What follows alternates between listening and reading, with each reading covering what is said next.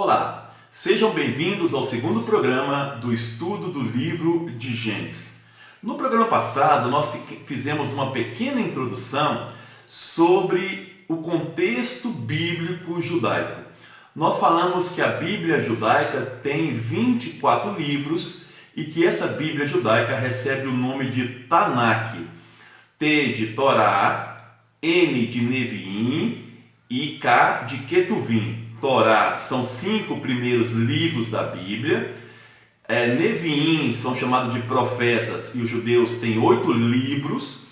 E o Ketuvim são os escritos, que os judeus têm 11 livros. Portanto, somando Torá, Neviim e Ketuvim, a Bíblia judaica tem 24 livros.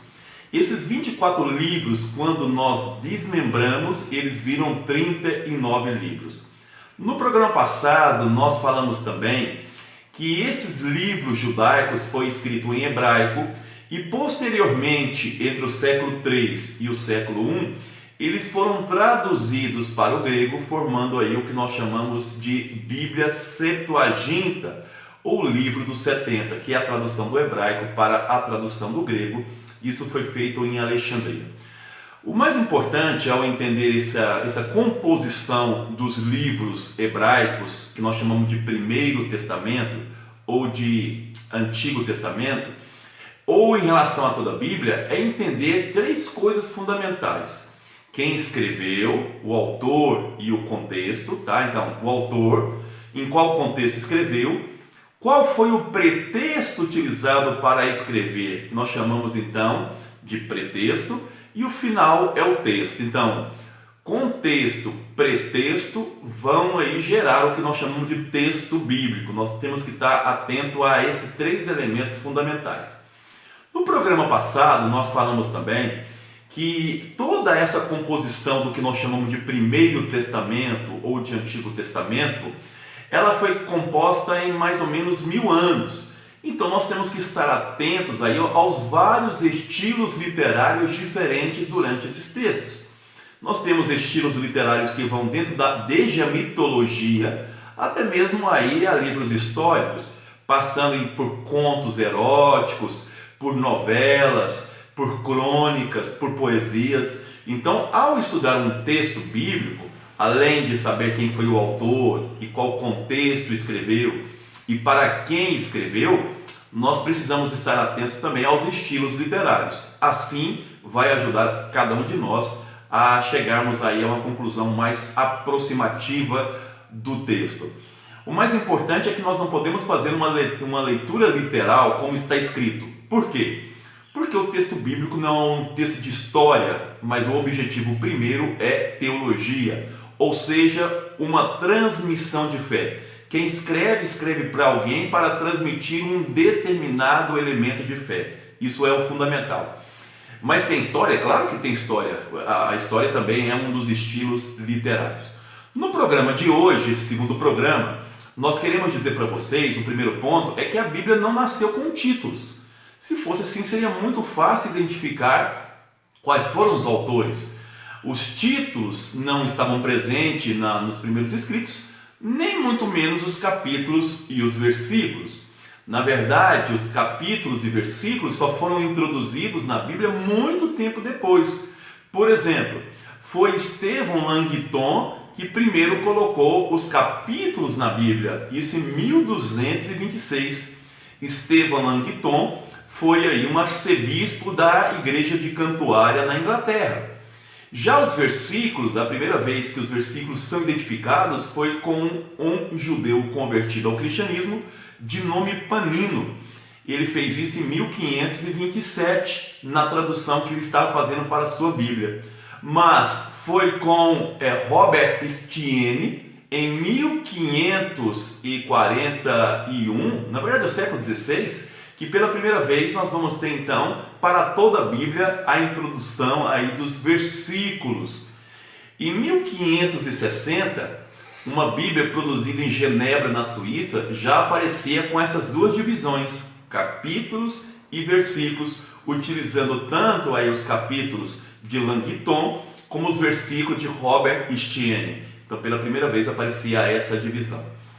O dado importante também ao estudar o Pentateuco e especificamente o livro de Gênesis é saber que várias teorias foram estabelecidas para ver quem foi os seus autores. A primeira teoria é chamada de teoria da tradição. Por muito tempo, por muitos séculos na verdade, acreditou-se que Moisés era o autor do Pentateuco. Mesmo na época dos evangelhos, Jesus e os judeus, eles tratavam todo o Pentateuco como sendo a lei de Moisés, ou os textos escritos por Moisés. Essa teoria da tradição foi aceita pela igreja cristã e até mesmo aí na Idade Média não se havia discussões e o Moisés era tido como o primeiro autor aí do livro ou dos livros compondo o Pentateuco, que são esses primeiros livros da Bíblia, chamado também de Torá. Então, Torá e Pentateuco, até para que você vai se familiarizando, são sinônimos. E já entre o século XVI e o século XIX apareceram aí as primeiras críticas de Moisés como sendo o autor desses 5 primeiros livros da Bíblia. Lembrando que entre o século XVI e o século XIX serão os séculos aí do Renascimento, o século do racionalismo filosófico, o século do iluminismo e principalmente o século em que aparece a exegese moderna com o protestante luterano Schleiermacher. Então, a partir desses 300 anos, começam a se questionar aí a origem mosaica, dos textos do Pentateuco. Criou-se então 3 teorias. A primeira teoria é chamada de teoria das fontes documentais.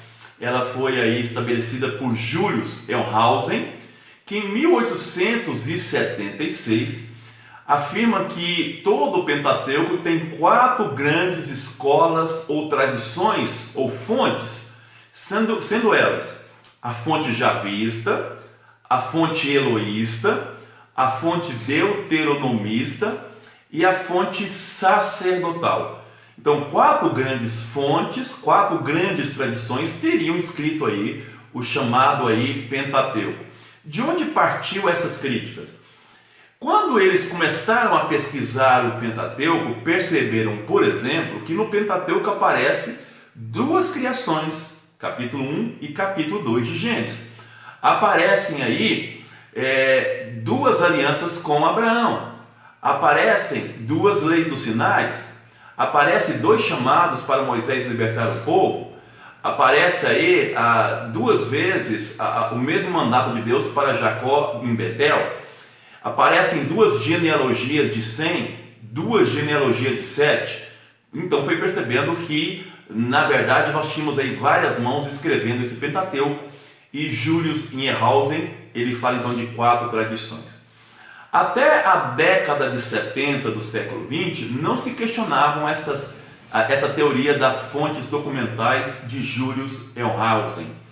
Mas a partir do ano 70 do século 20, 2 novas teorias começaram a ser então desenvolvidas. De onde partiu isso? O primeiro ponto foi que fica claro que a fonte javista, que foi escrita lá em 1950, segundo Júlio Ehlhausen, ela já conhecia textos proféticos que foram escritos 200 anos depois, o que seria impossível. Então, 2 novas fontes foram chamadas de, primeiro, teoria fragmentária, em que diz que a partir de fragmentos temáticos foi sendo composto um único texto chamado Pentateuco. E a segunda teoria foi a teoria chamada teoria complementar, que afirmava então que de um único texto foi se compondo outros textos formando o Pentateuco. Então aí, só para a gente resumir, teríamos então 3 teorias que foram aceitas e são até hoje ainda aceitas. Primeiro então, fonte fragmentária, que é a fonte de Julius Ehlhausen, que durou até 1970, dizendo que de 4 fontes independentes, com início, meio e fim, depois foi composto, ou através de um redator comum, o livro de Pentateuco. Esse redator comum teria sido aí Esdras. Só para acrescentar, Júlio Ehlhausen chegou a estabelecer até a datação dessas fontes. A fonte javista teria sido escrita entre 950 e 922, a fonte eloísta entre 850 e 750, a fonte deuteronomista na época da reforma do rei Josias, em 622, e a fonte chamada sacerdotal entre o exílio da Babilônia e o pós-exílio da Babilônia. Isso aí aconteceu entre o século VI e o século V. A outra fonte, a fonte chamada fragmentária, então estabelecia contrária a essa fonte documental, que não havia documento nenhum, na verdade havia textos fragmentários que depois foram unidos no mesmo redator. E a fonte chamada aí, a terceira fonte, que é feita através de composições, de composições distintas, a partir de uma fonte comum, e dessa fonte comum vários acréscimos foram feitos, criando assim essa redação final. Qual que nós vamos seguir? Na verdade, essas três fontes elas têm razões de existirem. Nós vamos partir mais do que preocupar com as fontes, embora ainda sejam aceitas aí, ainda é bastante comum ainda aceitar a fonte javista, eloísta, sacerdotal e deuteronomista, mas o mais importante é nós percebermos aí os estilos literários e a partir desses estilos literários procurar entender qual foi a motivação da escrita. Mais do que identificar cada uma dessas fontes, é tentar entender de fato quais foram os objetivos para se escrever o livro do Gênesis e o Pentateuco como um todo. Como nós vamos estudar apenas nesse momento o livro do Gênesis, nós vamos então estabelecer aí pelo menos três grandes divisões, sendo que a primeira divisão que nós vamos estudar com vocês é aquela que nós temos do capítulo 1 ao capítulo 11, que foi aí o capítulo chamado Os Mitos que foram criados, e saber de onde vieram esses mitos e quais foram os objetivos para se escrever esses 11 primeiros capítulos. Depois nós vamos fazer uma segunda grande divisão, do capítulo 12 ao capítulo 50, e dentro desse capítulo 12 ao capítulo 50 uma subdivisão, mas nós vamos falar isso posteriormente. Então a nossa primeira preocupação, e nós vamos estudar isso a partir do próximo programa, é justamente esses 11 primeiros capítulos que tem no estilo mitológico, estilo literário mitológico, o seu grande baluarte. E tentar entender quem escreveu e para quem escreveu esse primeiro corpo do Gênesis que nós vamos estudar a partir do próximo programa. É isso aí, fiquem com Deus, até mais com esse programa do Estudo de Gênesis.